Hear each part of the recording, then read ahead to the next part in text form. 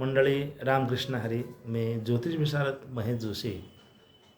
आपण यावर्षीच्या श्रावण महिन्यामधील सोमवारच्या संदर्भामध्ये थोडासा खुलासा करणार आहोत.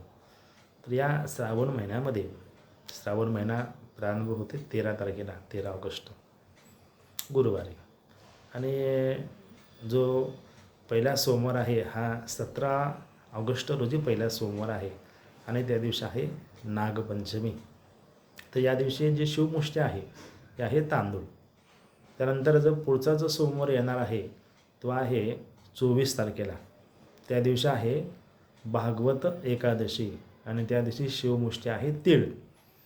त्यानंतर 31 तारखेला जो सोमवार येणार आहे त्या दिवशी आहे संकष्टी चतुर्थी आणि त्या दिवशी शिवमुष्टी आहे मूग. आणि जो शेवटचा सोमवार आहे तो आहे 7 सप्टेंबर 2026 आणि त्या दिवशी पण अजय एकादशी आहे आणि त्या दिवशी शिवमुष्टी आहे गहू. आपल्या लक्षात आलं की बा हे जे श्रावण महिन्यामधले सोमवार आहेत तर या 2 सोमवारी एकादशी आहे आणि एका सोमवारी संकष्टी चतुर्थी आहे आणि पहिल्या सोमवारी नागपंचमी आहे. बऱ्याचशा प्रमाणामध्ये असा योग फार दुर्मिळ येतो. हर आणि हरी हे दोन्ही एकच आहेत. जसे स्मार्त एकादशी आहे आणि भागवत एकादशी आहे. एकदा महाराजांना प्रश्न विचारला की महाराज कुठली एकादशी धरावी. महाराज म्हणले दोन्ही धराव्या. का दोन्ही पण आपल्याच आहेत. हर पण आपला आणि हरी पण आपलाच आहे. त्यामुळे आपण कुठली जरी एकादशी धरली तरी पण त्याचं आपल्याला पुण्यफल प्राप्त होणार आहे.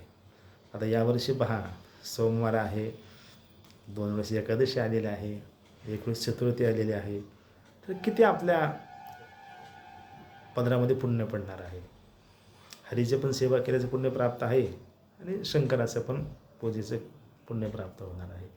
एकादशी पण आली आणि सोमवार पण आलं. काही लोक एकादशी 15 दिवस नाही धरत पण श्रावण म्हणजे 4 सोमवार धरतात आणि 2 मोठे एकादशी आषाढी आणि कार्तिकी एकादशी धरतात. या श्रावण महिन्यामध्ये एकादशी पण आलेली आहे, सोमवार पण आहे.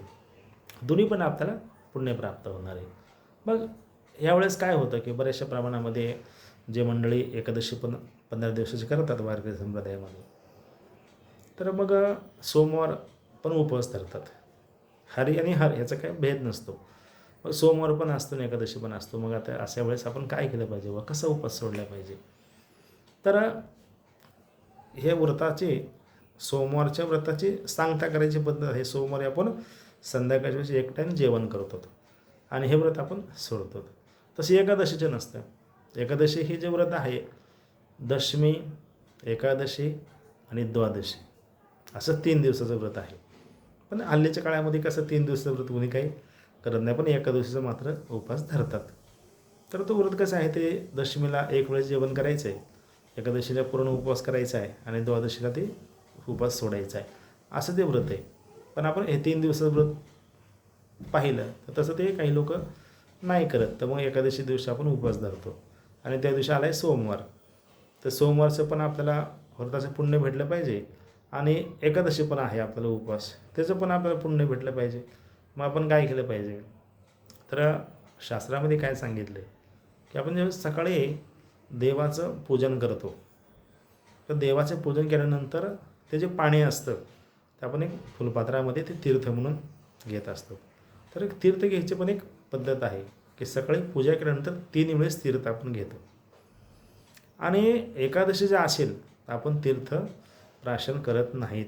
फक्त जो प्रसाद ठेवलेला असतो खडीसाखर असेल, शेंगदाणे असेल, जे काही प्रसाद असतो तो प्रसाद फक्त घेतो आणि एकादशीला आपण तीर्थ घेत नाही. कारण एकादशीचं जे व्रत आहे हे अखंड व्रत आहे. मग सोमवार पण आला आणि एकादशी पण आली तर सोमवाराचं व्रत सोडत असताना आपण ते तीर्थ जर 3 वेळेस घेतलं तर आपला उपवास सुटणार आहे. तर आपण संध्याकाळच्या वेळेमध्ये 1 वेळेस ते तीर्थ जर प्राशन केलं तर आपल्याला सोमवारचं व्रत सोडल्याचं पण पुण्य प्राप्त होणार आहे. आणि दुसऱ्या दिवशी बार्शीच्या दिवशी ज्यावेळेस आपण बारस सोडू त्यावेळेस आपल्याला एकादशीचं पण व्रताचं पुण्य आहे आणि सोमवारचं पण व्रत आहे. तर अशा पद्धतीनं आपण सोमवारच्या व्रताची सांगता करू शकतो आणि एकादशीची पण सांगता होऊ शकते. तर त्या दिवशी आपण तीर्थप्राशन करून त्या व्रताची सांगता करायची.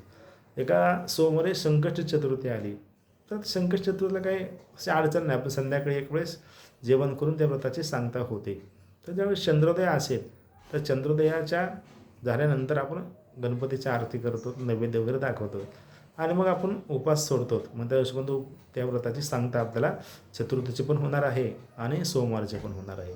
अशा ह्या श्रावण महिन्यामध्ये 2 सोमवारी एकादशी आलेली आहे, एका सोमवारी संकष्टी चतुर्थी आलेली आहे आणि पहिल्या सोमवारी नागपंचमी आहे. तर या संदर्भात आपल्याला काही माहिती पाहिजे असेल तर मला कमेंट बॉक्समध्ये विचारू शकता. मी तुम्हाला नक्कीच चांगली माहिती द्यायचा प्रयत्न करेन. श्री स्वामी समर्थ. जय जय स्वामी समर्थ.